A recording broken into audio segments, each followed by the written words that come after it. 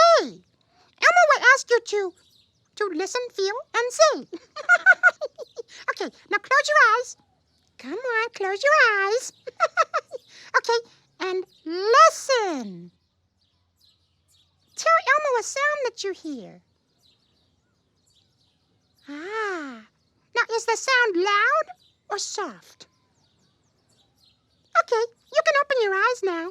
Hello. Oh, Elmo just heard Elmo giggle. Okay, now let's feel. Touch something close by, like a blanket or the arm of a chair, or maybe your lovey. Now, how does it feel? Does it feel cool? Does it feel warm? Does it feel smooth or rough?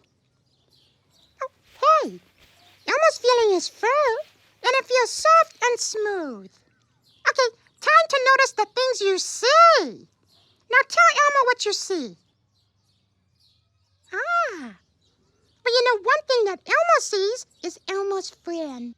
You! Yeah! Elmo loved playing that game with you. Oh, and you know the best part? You can play it by yourself anytime you want. So keep going. Yeah, name as many things as you can. Elmo loves you.